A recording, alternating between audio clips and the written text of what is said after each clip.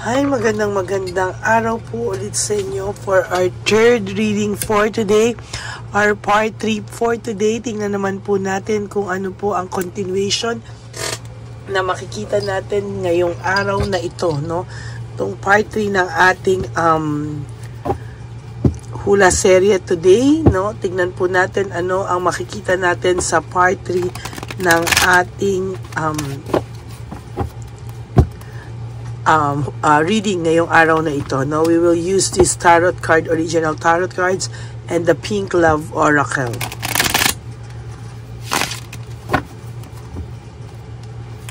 Tingnan po natin kung ano po ang makikita natin.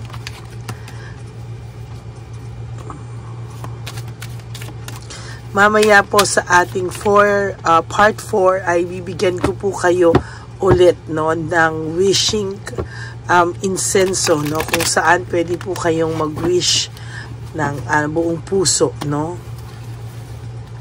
Yan, mamili po tayo ng 10. 1, 2, 3, dito tayo sa dulo.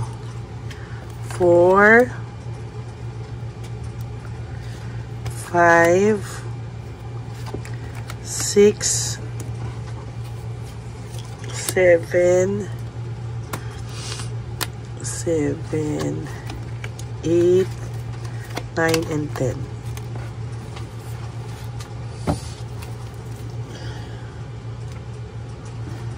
Then, balasahin naman po natin ito.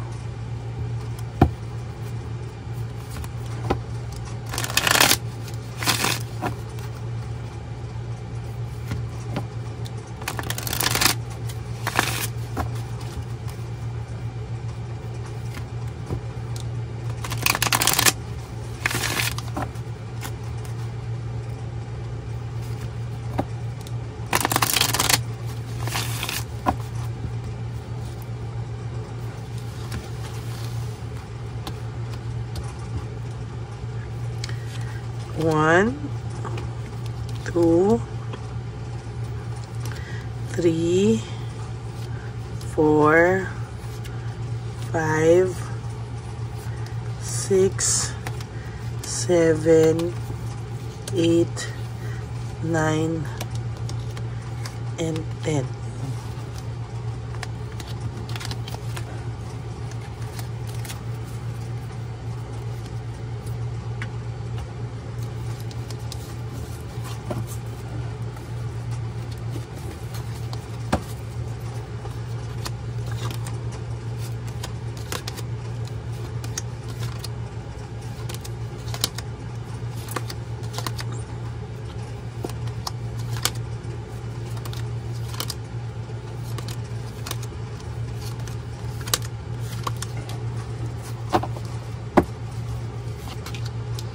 I will wait for a sign from you. Talagang pong mataas ang ego talaga nitong taong ito, no? Na talaga pong maghihintay pa siya ng senyales kung siya ay meron pang pag-asa. So bago po kumilos ang taong ito, talaga pong mag-aantay siya ng pag-asa from you, no? Sigurista po siya, no? Kung wala po siyang makikita, ay natatakot po siya, no? Sisiguraduhin niya po na may pagmamahal ka pa daw sa kanya bago siya kumilos, no? At gusto niya, no, na may kasiguraduhan bago siya, takot po siya sa rejection. Ang gusto niya ay may kasiguraduhan muna bago po siya papasok sa iyo ulit, no? Sa nakikita ko dito, no? My life is not as together as it seems. Kung akala mo daw siya ay nakamove on na, kung akala mo sa ginawa niya sa iyo, siya po ay masaya na, nagkakamali ka po doon. Hindi po masaya ang taong ito. And totally, pagod na po ang taong ito sa kaka-pretend na siya ay okay, no? As a matter of fact, ang buhay po nito ay umiikot na lang sa pag-i-stalk din sa iyo. Dahil araw-araw po na ginawa ng Diyos, mabigat po ang pakiramdam ng taong ito, no? Ayan po, failure, no? And defeat, pagkatalo, no? Kahit po sinasaksak na siya ng tadhana, kahit napakaraming karma, kamalasan, halos mawawala na po ito yung, yung pawala na po yung kanyang mga hawak na pera, kung ano man po ang hawak niya, kung paubos naman po ito or ano, no, hindi niya po pinapahalata, no, nagmamalaki pa po ito at talagang pinapalabas niya na kumpletong-kumpleto po siya, no. Nagkakamali po ikaw, no, kung akala mo po ang taong ito ay okay, hindi po siya okay, no. Sa nakikita ko po, lalo po hindi magiging okay ang taong ito, lalo na sa mga susunod na araw sa buhay niya. I wish I could take back my words. Ako, gustuhin man po niya ay hindi naman po niya kakayanin, no? Hindi po niya kakayanin ng bawiin ang mga ginawa niya sa iyong kasalanan. Bakit? Sa lahat po ng ginawa niya sa iyo, napakasakla po at napakasakit po ng ginawa niya sa iyo at mga binitawang salita. So technically po, hindi po talaga yan mababawi na once na nakapagsalita ka po ng ganyan sa kapwa mo o yung mga actions mo po, hindi mo na po yan matitake back, no? So sabi niya, I wish I could take back my words. Sabi niya po, no, sana daw ay mabawi niya pa yung mga ginawa niya sa yung kasalanan at mga salitang masasakit, no? Pero yan po, wala na po talagang hindi niya na po pwede yung basta-basta mabawi, no? Napakadami niya pong unresolved issues and emotional baggage. Talagang lagi ko po yung nabubunot, no? Na napakarami niya pong emotional baggage sa sarili niya, no? Na hindi niya po alam bakit po, no?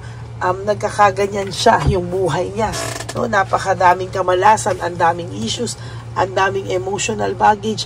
Hindi na po niya malaman-laman, ano, kung araw-araw dala-dala niya po yung emotional baggage na yan at hindi na po niya kinakaya, sa totoo lang, no?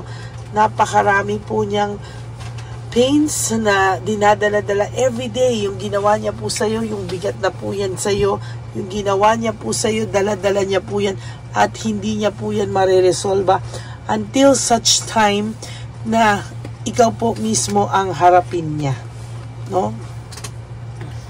So many things remind me of you. Lahat po ngayon ng kanyang gawain ay talagang naaalala ka po ng taong ito, no? Hindi man po niya aminin sa'yo, pero naaalala ka po ng taong ito, no? Naaalala ka po niya sa kahit na ano pong gawin niya, ikaw at ikaw pa rin po ang pumapasok sa isipan niya. Dinadivert niya lang po, no? Dinadivert niya lang po sa iba, no? Talaga, as a matter of fact, gusto niya lang po i-divert sa iba yung kanyang feelings, pero hindi niya po yan madadivert. Hindi niya po yan madadivert. Yan po ang sinasabi ko sa iyo. I wish things could be different. Sabi niya po, sana iba na lang yung mga nangyari. Sana hindi ito mga nangyari. Panay po siya, sana. Pero sa totoo lang, sasabihin ko sa inyo, wala, nagawa niya na po. The damage has been done, no? Nangyari na po ang mga dapat at hindi dapat mangyari. Wala po siyang magagawa dahil siya po mismo ang sumira sa tiwalang ibinigay mo sa kanya, no? As a matter of fact, hindi man po talaga hindi po matatawaran, no? Hindi po matatawaran yung sakit na binigay niya sa iyo, yung mga nagawa mo po sa sarili mo na sobrang sarili mo po yung sinisi mo, parang nag-reflect ka pa po, anong nangyari, bakit nangyari sa ito, kasalanan mo ba, ikaw ba lahat, no? Talagang ikaw pa po, no? Sinisi mo pa po yung sarili mo, no? At talagang sasabihin ko po sa iyo, napakasakit ng mga pinagdaanan mo. Feeling mo po gamit na gamit ang pagkatao mo at talagang hindi mo po yan alam, no? Hanggang hindi po yan talaga talagang pag matindi po ang binigay niya sa yung pain, pati po yung sarili mo po talaga ay pinagdudahan mo pa, no? Talagang napakasakit po ng mga naghanap sa iyo, parang pilit mo na lang pong nilalabanan at pilit mo na lang po itong kakayanin, no? Lalo na sa mga susunod na panahon. Alam niyo po, talagang hindi man po madali, pero makakaraos ka po dyan. Sinasabi ko po sa iyo, huwag ka pong mag-alala, makakaraos at makakaraos ka po sa oras na ito, no? Tandaan mo po, hindi ka po papabayaan ng ating divine universe, no? There will come a time sa buhay mo, no, na talagang ang mga nangyayari sa iyo, maiintindihan mo po bakit, no? Saan ka ba, ang lagi mo sinasabi, saan ka ba nagkamali, anong nangyari, bakit ganyan. Pero yan po yan, no? Sinasabi ko sa iyo. Naging greedy po kasi siya, sobrang makasarili lang po siya, at talagang sa nakikita ko po sa kanya, hindi po siya talaga kumbaga, sarili niya po ang inuuna niya, no? Bago lahat, kahit mahal ka po ng taong ito, sarili niya po pa rin, yung mga pangangailangan niya, yung needs niya, talagang yun at yun pa rin po ang uunahin niya. Kahit po anong mangyari, yun po ang kanyang pa-prioritize, no? Pero ngayon po, no, sa mga oras na to, naiisip ka po niya at naiisip niya po yung mga pwedeng mangyari sa inyong dalawa, no? Sa totoo lang, nalulungkot din po ito sa buhay niya ngayon, pero siya po ang gumawa niyan sa sarili niya. Mahal ka pa po ng taong to, pero sobrang taas ng pride, sobrang taas ng ego, at may mga kinakailangan po siya, no, na bago niya po magawa lahat yan, ay kailangan niya po ng matinding pag-iisip, matinding lahat-lahat sa buhay niya. Lack of commitment, wala naman po siyang commitment na seryosohan, na talagang in love siya. Wala po akong nakikitang ganun, no? Ikaw pa rin po ang mahal ng taong ito, kaya lang po wala rin po siyang commitment sa iba na sobrang ibibigay niya ang buhay niya or what. Hindi po, no? Talagang may mga bagay rin po siyang pinagsisisihan, at sasabihin ko po siyang hindi siya masaya. As a matter of fact, iniisip niya nga kung masaya ka po ba nang wala siya sa buhay mo, no? Para po itong mababaliw, kakaisip po, nalulungkot din po ito, dala-dala niya po yung bigat araw-araw. Yan yung sinasabi ko sa inyo, na dala niya po yung bigat araw-araw, no? Sa totoo lang po, akalain mo po, no, na ganyan po ang kanyang naiisip, no? Alam niya po na nag-cross the line siya sa iyo. Alam niya po na sumobra at umabuso na po siya sa iyo, at hindi mo po deserve ang ganitong klaseng treatment, no? Sa totoo lang po, alam niya po yan. Ngayon, meron po siyang pagpapanik, no? Nakakaramdam po siya ng panic. Hindi niya po alam kung ano nararamdaman niya, no? Nakakaramdam po siya ng matinding panic, at talagang alam niya po, no? Alam niya po na ikaw ang pinaka nagmahal sa kanya. You were the best thing sa buhay niya, pero pinakawalan niya at talagang sinaktan ka niya, no? Naiisip po niya ngayon yung partnership nyo, no? Naiisip niya po ngayon yung partnership nyo, at talagang sa nakikita ko, naiisip ka po ng taong ito. Hindi po ito nawawala sa isipan nyo. Sabi niya nga, I wish I had treated you better, no? Sabi niya, sana daw ikaw ay talagang trinato niya ng tama, no? Sabi ko sa inyo, ayan, iniiwasan niya lang po, pero lagi po siyang may conflict sa kung sino man po ang kasama niya ngayon. Talaga pong darating ang araw, lahat po ito hindi niya nakakayanin. Siya po ang maghahabol sa iyo pagdating ng araw, no? Pagdating ng araw, siya naman yung parang habol-habol sa iyo, pero ikaw wala ka na pong gana. Yan po ang iniiwasan natin. So sana, habang may gana ka pa at habang kaya pong patawarin, no, sa mga iba sa inyo, ay umayos siya. Kasi kung hindi po siya aayos, there will come a time, haharapin mo ang sarili mong buhay at hindi mo na po siya para harapin pa, no?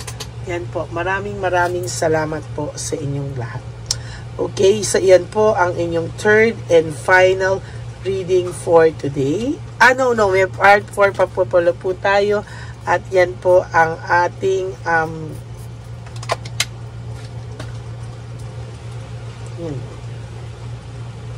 yan po ay meron pa pala po tayong part 4. Ito po ay